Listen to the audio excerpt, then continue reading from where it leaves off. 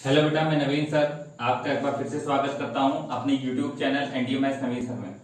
बच्चों, आप लोग चैनल को देखते रहिए, इसमें बहुत अच्छे अच्छे वीडियो पढ़ने वाले हैं।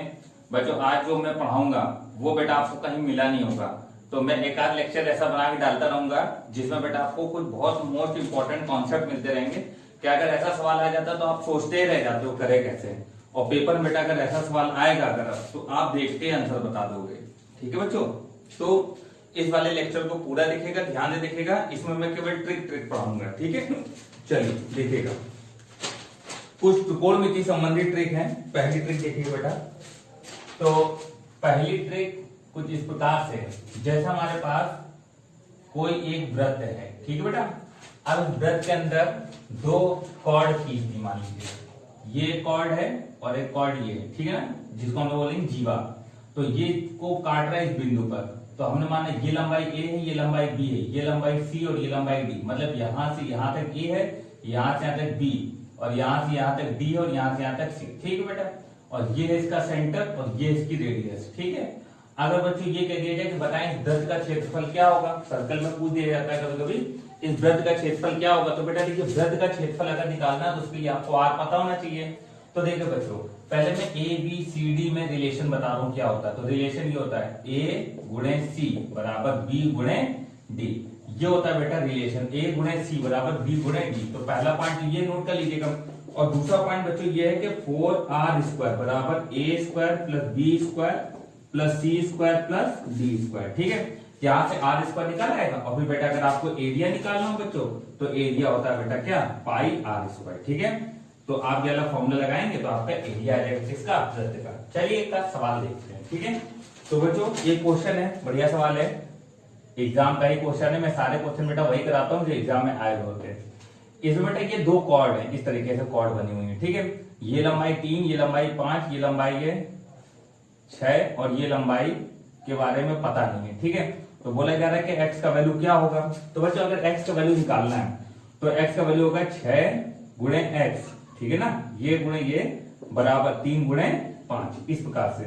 ठीक है, अब बेटा देखिए x का वैल्यू निकालना तो x क्या हो जाएगा, 3 गुणे 5 बटे 6, 3 दूनी 6, x आ जाएगा 5 बटे 2। Then the value of the x is 5/2। ठीक है ना बेटा, तो ये आ गया x का मान। अब मान लो बेटा कि जैसे हम लोगों को यहाँ पर r निकालना होता तो हम लोग क्या बोलते हैं कि हमको ये x पता चल गया, तो यहीं पर लिखा जाता 3 का स्क्वायर प्लस 5 का स्क्वायर प्लस 6 का स्क्वायर प्लस 5 बटे 2 का स्क्वायर, यहाँ पे आर स्क्वायर आ जाता और एरिया निकाल लेते हैं। ठीक है बच्चों, तो ये मेरे हिसाब से आपको बात अच्छे समझ में आ गई होगी। ठीक है, चलिए आगे बढ़ते हैं। ये तो था ट्रिक नंबर 1। ट्रिक नंबर 2 पे आते हैं। देखिएगा बहुत अच्छे अच्छे आज कॉन्सेप्ट कराएंगे तो मजा आ जाएगा आपको भी। कुछ ऐसी बातें हैं जो आपको पता ही नहीं है। ठीक है, चलिए बेटा अगला है, जैसे मान लीजिए कोई वृत्त है, आज मैं वृत्त को ही टारगेट कर रहा हूं। जैसे कोई सर्कल है बेटा, ठीक है, इस सर्कल के अंदर मान लीजिए कोन बनी हुई है, ठीक, ये कोन बनी हुई है, करेक्ट, और कोन की रेडियस ये है क्या, आर। ठीक है बच्चों, अब बोला जा रहा है ये बताओ कि वॉल्यूम ऑफ कोन क्या है। ठीक है ना, कोन का वॉल्यूम क्या, बेटा कहने का मतलब ये है कि कोन का आयतन क्या है। तो और कभी कभी यही सवाल बोल दिया जाता है मैक्सिमम वॉल्यूम ऑफ कोन, ये दोनों बातें एक ही हैं। ठीक है, तो इसके लिए बेटा डायरेक्ट आप फॉर्मूला याद रखिएगा 32/81 पाई आर क्यूब, ये डायरेक्ट फॉर्मूला याद रखिएगा। ठीक है, तो ये होता है मैक्सिमम वॉल्यूम। ठीक है ना बच्चों, तो मैक्सिमम वॉल्यूम जो कोन का होगा वो होगा 32/81 पाई आर क्यूब। चलिए क्वेश्चन देखते हैं। बेटा क्वेश्चन है अपने पास, एक वृत्त है, ध्यान सुनिएगा, एक वृत्त के अंदर एक कोन बनाई गई है। अब इस कोन का मैक्सिमम एरिया क्या है, जिसकी रेडियस कितनी है, 9। ठीक है, तो इसका जो मैक्सिमम एरिया होगा वो होगा maximum volume 32/81 into pi into r cube, ये होगा। तो बच्चे ये आ जाएगा 32/81 इंटू पाई, और आर कितना बेटा 9, तो 9 गुणे 9 गुणे 9। अब 2 9 से 9 81 कट गया। ठीक है, 9 9 81, तो ये आंसर आ जाएगा 9 दूनी 18 के 88 लगा 1, 9 3 27 और 1 28, 288 पाई। ठीक है, तो बेटा देखिएगा आर का वैल्यू कितना दिया था 9, तो यहाँ पर 9 गुणे 9 गुणे 9, 9 9 81 81 कट गया, 9 दूनी 18 की 8, 80 लगा कितना 1, 9 27 28, 288 पाई। तो ये बेटा ये अपना फाइनल आंसर होगा। ठीक है, तो बच्चों इसका आंसर ये आएगा तो 8 पाई। तो ऐसा कोई भी क्वेश्चन हो आप सॉल्व कर लीजिएगा। और बेटा कभी कभी यही जो क्वेश्चन है, यही क्वेश्चन के लिए डायरेक्ट फॉर्मूला पूछ दिया जाता है, तो फॉर्मूला क्या होगा 32/81 पाई आर क्यूब। करेक्ट। चलिए आगे बढ़ते हैं, नेक्स्ट पॉइंट पर आते हैं। अगला बेटा, जैसे अगला पॉइंट है कुछ इस प्रकार से, थर्ड पॉइंट बेटा, जैसे एक समकोण त्रिभुज है, ठीक है, ये है अपना एक समकोण त्रिभुज। इस समकोण त्रिभुज के अंदर एक वृत्त ये है, समझिएगा बात, ठीक है, और इसी वृत्त के अंदर, इसी त्रिभुज के अंदर एक वृत्त ये बच्चा, इस तरीके से थोड़ा सा ध्यान दीजिएगा, ए बी सी, दोनों वृत्त की रेडियस सेम है। सपोज दैट, मैं आपको सिखा रहा हूं बेटा, थोड़ा सा ड्राइंग में जाइएगा, ठीक है ना, दोनों वृत्त की रेडियस सेम है। अब मान लीजिए ये लेंथ ए है, ये लेंथ बी और ये लेंथ सी है, तो ट्रायंगल कैसा है, समकोण। ट्रायंगल कैसा बेटा, समकोण, ठीक है। तो बच्चों देखो, अगर ट्रायंगल का एरिया पूछे तो आप डायरेक्ट बता दो कि 1 बटे तो लंब इंटू आधार, 1/2 बेस इंटू हाइट। तो त्रिभुज का जो क्षेत्रफल होगा 1/2 बेस इंटू हाइट, मतलब a इंटू बी, ये होगा, ठीक है ना। ट्रायंगल के एरिया क्या होगा, 1/2 बेस इंटू हाइट। लेकिन अगर हमको कोई कहते हैं कि इन वृत्त का क्षेत्रफल बताओ, तो उसके लिए r चाहिए। तो r निकालने का तरीका देखिएगा बेटा, सबसे पहले ये और ये जो दो भुजाएं जो 90 डिग्री बनाती हैं, इन दोनों का गुणा करके ऊपर लिख दीजिए ए बी अपॉन, बेटा ये जो लंब होता है, इस लंब का 3a और प्लस b प्लस c, ठीक है। ये बेटा फॉर्मूला होता है r का, कि अगर कभी भी किसी त्रिभुज के अंदर समान क्षेत्रफल, समान रेडियस के दो वृत्त बनाए जाए एक दूसरे को स्पर्श करते हुए, तो बेटा उसका रेडियस निकालने का ये तरीका होता है बेटा, ठीक है। तो रेडियस क्या होगा, इन दोनों का मल्टीप्लाई a गुणे b अपॉन लंब वाली भुजा का 3 गुना बटे b प्लस c, ठीक है। तो बच्चे ये बातें याद रखिएगा, बहुत इंपॉर्टेंट कॉन्सेप्ट है। मैं हर बार दो चार कॉन्सेप्ट इस तरीके से कराता रहूंगा, ताकि आपका मैथ बहुत मजबूत हो जाए। चाहे जैसा क्वेश्चन हो सोचना ना पड़े, चाहे एक्स ग्रुप हो चाहे वाई ग्रुप हो, बेटा आप तुरंत सॉल्व कर लो, ठीक है। चलिए बच्चों, अब जरा देखिएगा, इस पर सवाल देखिएगा। एक क्वेश्चन है, एक त्रिभुज है, ठीक है। क्वेश्चन में बोल रहा है एक त्रिभुज है जिसकी भुजाएं 3 4 5 है, करेक्ट बेटा। तो ये ए बोल रहा है, ये बी बोल रहा है और ये क्या बोल रहा है, सी। तो बोला जा रहा है त्रिभुज के अंदर बनने वाले दो वृत्त एक दूसरे को बाह्यता स्पर्श करते हैं, तो बताएं वृत्त का क्षेत्रफल क्या होगा, what is the area of circle, ठीक बच्चों। तो देखो बच्चों, मैं फिगर दोबारा नहीं बना रहा हूं, फिगर यही है। तो 3 4 5, तो ये 3 है, ये 4 और ये कितना है 5, करेक्ट। तो ये लंब कितना है 3। अब बेटा देखो, हमको सबसे पहले r निकालना, तो r होगा a गुणे b, मतलब कि 4 3 12 बटे 3a, तो 3 का मतलब है 3 3 का 9 plus b plus c plus 4 plus 5, तो प्लस 4 प्लस 5, तो ये आ जाएगा 12 बटे 5 और 9 9 18, तो आ जाएगा 6 दूनी 12 6 3 18, ये आ गया। तो बेटा जो एरिया ऑफ सर्कल होगा बच्चों वो हो जाएगा पाई आर स्क्वायर, मतलब कि 2 दूनी 4 3 3 का 9, तो 4 pi upon 9, then the area of the circle will be 4 pi upon 9, ठीक है बच्चों। ये अपना इसका फाइनल आंसर होगा, ठीक है। तो इस तरीके के क्वेश्चन को करने का तरीका देखिए बेटा, यही चीजें अगर पता नहीं होती है तो फिर आप इसी चीज को कर नहीं पाओगे, और यही चीज अगर पता है तो आपके लिए फिर बेटा एक लाइन का क्वेश्चन है, ठीक है ना।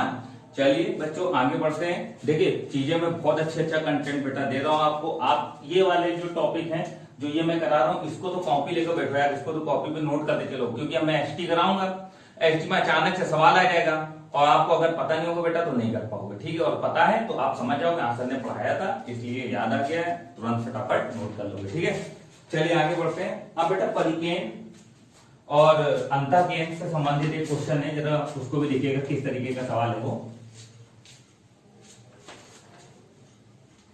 देखिए जैसे बेटा पहले फिगर देखिए क्या है, कुछ इस प्रकार से ये एक वृत्त है, ठीक है। इसके ऊपर एक हमने त्रिभुज बना दिया, चाहे जिस प्रकार से बना दीजिए आप त्रिभुज, ये है इस प्रकार से त्रिभुज बना दीजिए, ठीक ये, और इसके ऊपर एक वृत्त और है बेटा। ये जो ऊपर वृत्त बना है इसको बोलते हैं परिवृत्त, अंदर बना उसको बोलेंगे अंतःवृत्त। ये ए है, ये बी है और ये क्या है सी, ठीक।